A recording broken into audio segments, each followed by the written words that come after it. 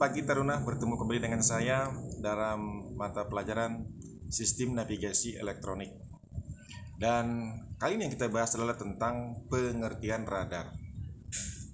Radar singkatan dari Radio Detection and Ranging, di mana berfungsi untuk mendeteksi dan mengukur jarak suatu objek di sekeliling kapal. Nah, selain itu dapat memberikan petunjuk adanya kapal, pelampung, kedudukan, pantai, dan objek lain di sekeliling kapal. Alat ini juga dapat memberikan baringan dan jarak antara kapal dan objek-objek tersebut. Ya. Radar sangat bermanfaat untuk mengetahui kedudukan kapal lain sehingga dapat membantu menghindari ataupun mencegah terjadinya tabrakan di laut.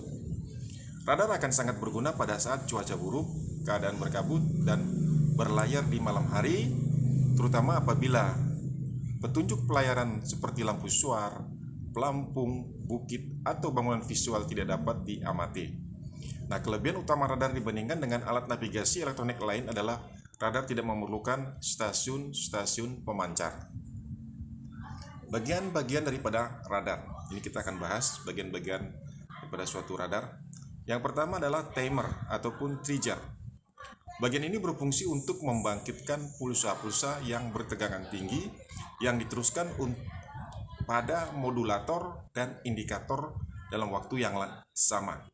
Nah, untuk menyamakan waktu ini maka diperlukan pengukur waktu yang berguna mengukur waktu pemancaran pulsa-pulsa radio yang dipancarkan itu. Yang kedua, pemancar ataupun transmitter, di mana pemancar ataupun transmitter radar tersebut ini adalah memberikan energi yang besar pada pulsa-pulsa dalam bentuk yang disebut dengan tenaga puncak ataupun peak power yang kemudian disalurkan ke penghantar gelombang ataupun waveguide terus ke antena. Lalu dari antena pulsa itu disalurkan ke udara dalam bentuk elektron yang berputar.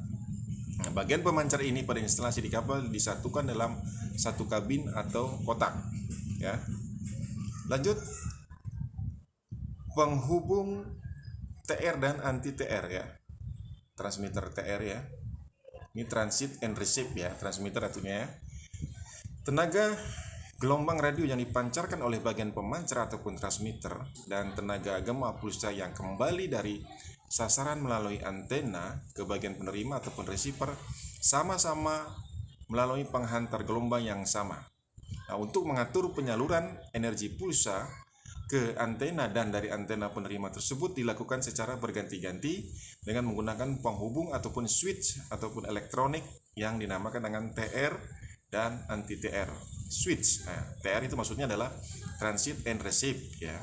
Nah, penghubung TR bertugas mencegah pulsa-pulsa yang bertegangan tinggi dari pemancar masuk ke bagian penerima yang sensitif terhadap tegangan tinggi. Nah, dengan demikian TR mencegah penerima dari kerusakan dan mencegah hilangnya energi yang dipancarkan bila masuk ke bagian penerima. Nah, anti-TR menyalurkan energi gema-gema pulsa ke bagian penerima dan mencegah masuknya energi ini ke bagian pemancar. Ya, ini penghubung ataupun switch ya, TR. Kemudian berikutnya adalah modulator. Bagian ini berfungsi untuk memodelir gelombang radio ataupun pulsanya yang dipancarkan dan untuk memperkuat atau mempertinggi tegangan pulsa yang akan dipancarkan. Tegangan tinggi ini didapat dari tabung magnetron. Dengan demikian, guna membangkitkan tegangan tinggi, pemancar harus dijalankan ataupun dihidupkan lebih dahulu ataupun standby. Ya. Selanjutnya, bagian penerima ataupun receiver. Ini fungsinya adalah untuk memisahkan, mendeteksi, dan memperkuat energi yang diterima dari sasaran, dan di mana hasil deteksi selubung getaran radio ini diperkuat disalurkan ke bagian penguat gambar ataupun video amplifier, lalu diteruskan ke bagian indikator ataupun PPI unit. Nah, lanjutnya kita bahas tentang bagian PPI ataupun Plane Position Indicator. Kadang-kadang disebut juga sebagai display unit. Ini Plane Position Indicator ini ya. Fungsinya adalah untuk memperlihatkan sasaran gambar yang terkena pancaran pulsa dan menentukan arah serta jarak sasaran dalam azimut PPI, dilengkapi dengan tabung sinar cathode ataupun cathode ray tube. dan rangkaian yang disebut dasar waktu ataupun time base yang mengatur panjang atau lamanya sweep sesuai dengan jarak lamanya waktu yang digunakan. Kemudian bagian antena daripada radar adalah di mana antena ini terdiri dari 3 bagian khusus, yaitu yang pertama adalah motor yang memutar antena servo atau sinkro system yang terdiri dari generator sinkro ataupun servo. Nah, pada antena yang mengatur putaran gear, microswitch pada antena dan motor sinkronnya pada putaran pembelok TSK. Ya, nanti kita akan jelaskan pembeloknya ini ya kan. Microswitch gunanya untuk menunjukkan cahaya haluan ataupun heading plus, kecuali antena yang berbentuk parabol itu. Jadi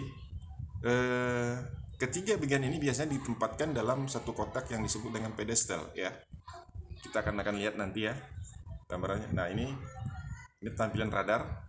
Ini yang sudah memakai sistem automatic radar plotting area ya, sudah canggih, jadi biar dia tidak menggunakan magnetron. Kemudian di sini kita lihat ini untuk ada radar latihan ataupun radar trainer ya, untuk latihan daripada para taruna ataupun siswa dalam mempelajari tentang radar. Baik, sementara itu saja dulu taruna materi kita tentang hari ini tentang pengertian radar. Jangan lupa simak, cermati, dan catat video pembelajaran hari ini. Kirimkan tugas sismamu ke Google Classroom. Demikian, sampai ketemu pada pertemuan depan. Terima kasih.